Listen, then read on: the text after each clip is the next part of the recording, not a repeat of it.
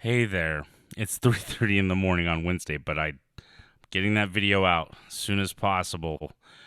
Unfortunately, there were a couple audio issues during a couple segments. The one on Sarah Palin had some issues every time I went to single. There was an echo. What I'm hearing right now on my headphones comes straight from the board. So, unfortunately, the audio is a little tinny. It's echoey.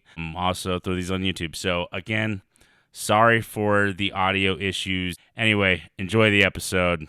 Thank you very much for watching or listening.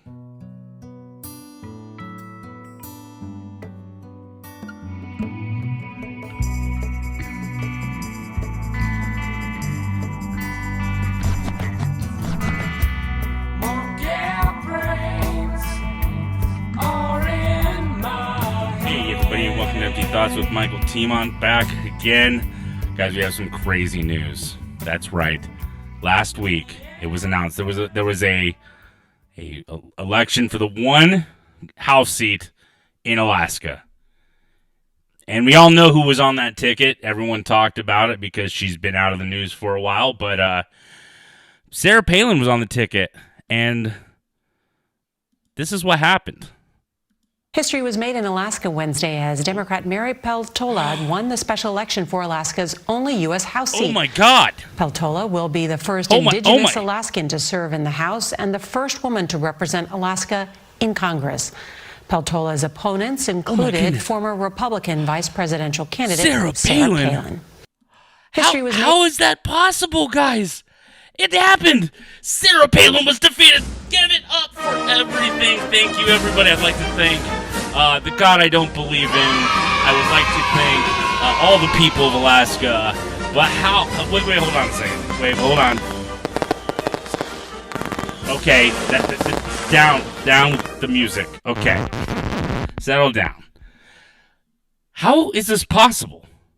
How is it possible that a vice presidential candidate in 2008, who was the governor of that state, lost?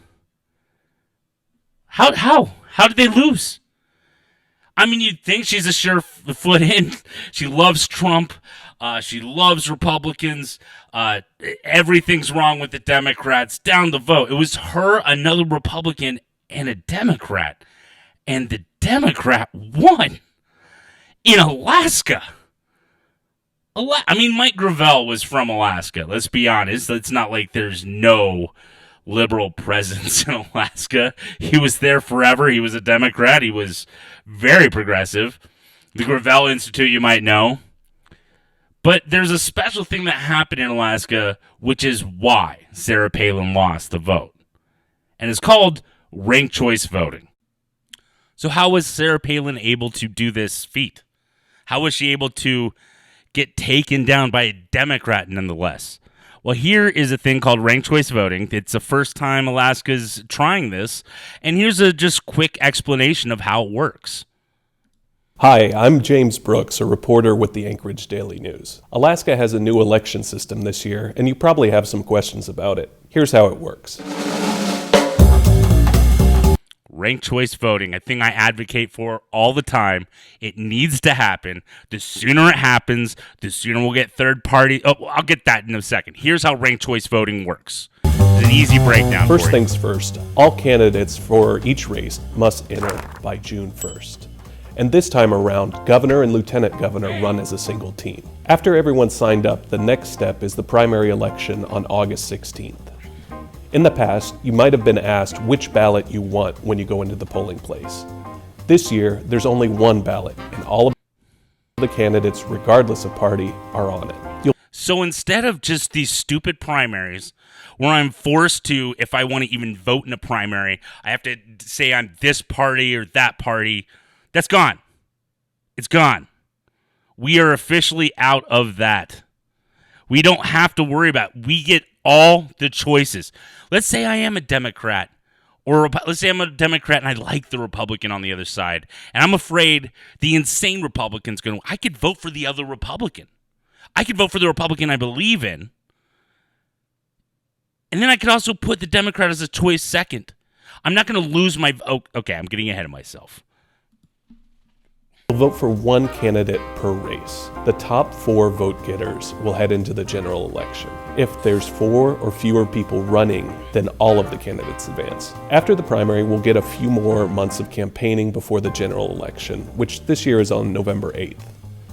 In that election, you'll be asked to pick which candidate is your favorite, second favorite, third favorite, fourth, and if you want to vote for write-in, there's space for a 5th option. You can even vote for someone that isn't on the ballot technically still. This is democracy. This is choices, not you got to vote for one of the 2 people. I could vote Green Party first. I can vote Libertarian second. Then I could hold my nose and vote Democrat third or Republican third. I'm not stuck to just the 2 choices, the 2 fucking choices. The dumb dichotomy that is this country. You'll be voting for all of the races this way. Governor, State House and Senate, Congress. This will be the first time Alaskans are voting like this, using a system called ranked choice voting. Here's what the ballot looks like. Let's talk about how to mark it. Imagine elk, polar bear, penguin, and owl are running for office. Now, one real quick thing. Penguins aren't in a... I'm just saying... I hate to be that stickler, but they live in the South Pole, okay? So let's... Alaska, KTOO. I know you're a public office, and I know you're just trying to... But you could have had elk, polar bear, mosquito, first of all. That would be the blood-sucking, Democrat or Republican. And you could have... what would the 4th option be? A yak? I don't know. A reindeer? There's plenty of other options. But a penguin? Come on. He's obviously a carpetbagger, this penguin. He's obviously moved from South America, from the South Hemisphere to the North because he thinks he can just steal the election. He's the Dr. Oz of animals at this point. I digress. You prefer elk, and you're definitely anti-penguin. She doesn't even go here. Okay, good job. You motherfucker. Good job. You recognized. I got your punchline. I got you. All right. Yeah, the penguin doesn't belong. Okay, at least you guys recognize that. So maybe you'll fill out your ballot like this: elk, polar bear, owl, and penguin. You could also choose to only partially fill out the ballot and just leave off penguin entirely. If more than half of the voters mark elk as their first choice, elk wins. But if no one has more than half the votes, the candidate with the fewest first choice votes gets eliminated. So, goodbye, elk. Now that elk's eliminated, everyone who voted for elk first then has their vote counted for their second choice. Yeah. So the old thing of you're just throwing away your vote doesn't really apply here, does it? Now I can vote for the third party knowing my vote isn't thrown away, knowing that I get another choice.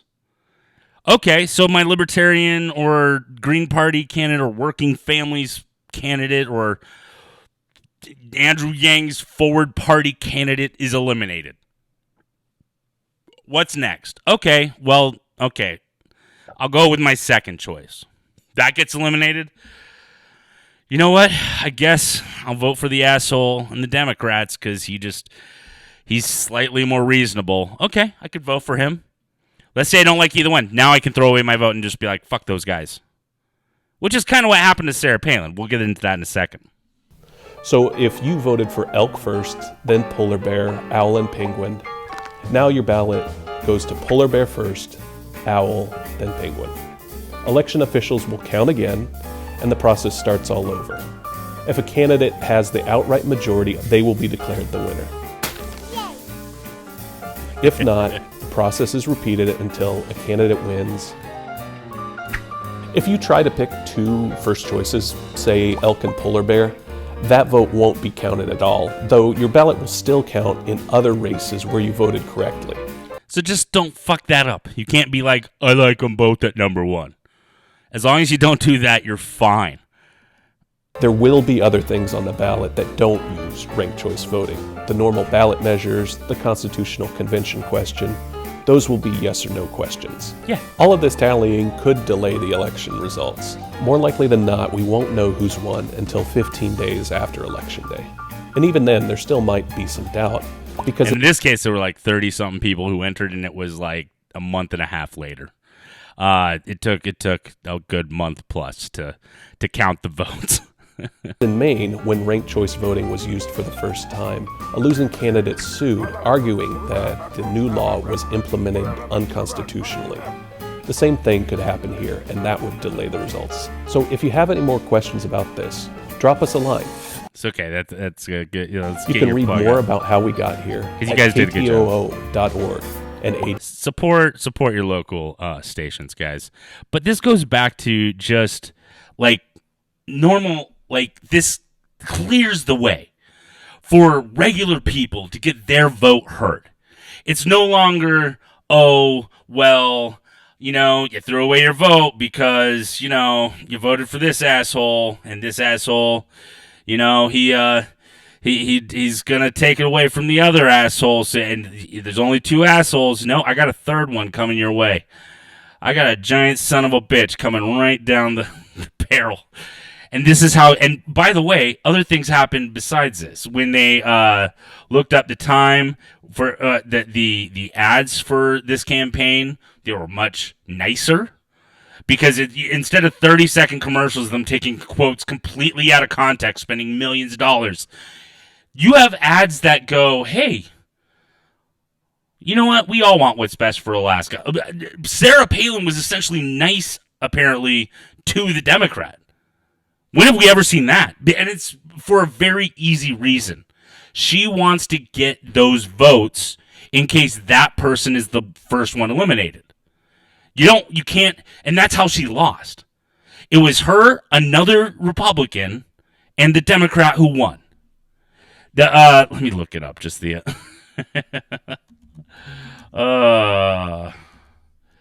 Congress race 2022. All right. And Palin even called for Bessich to drop out. But that's, after a Democrat won the special election last week to finish out for Alaska's at-large congressional seat, former Governor Sarah Palin called on Monday fellow Republican Begich to withdraw from November's congressional race so that the GOP can unite behind a single candidate. Because that's all they have. But here's the thing. She wasn't the majority second votes. She got a lot of them, but not enough to win the election, because when it was eliminated, enough went to the Democrat, and enough people just didn't vote for a second choice. Sarah Palin's very unpopular when it comes to Alaska ever since 2008. She has fallen out of favor. She's been seen as a person who goes to New York, who's dating an NHL player, who has done all these TV deals for her family. Popularity. Let's see what comes up.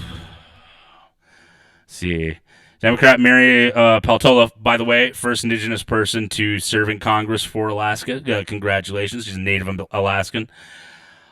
She narrowly won a special election that was determined by a ranked choice voting system. So here we go, guys. Democrat Mary... oh, shoot. That's not what I want. Let's go over here. Okay.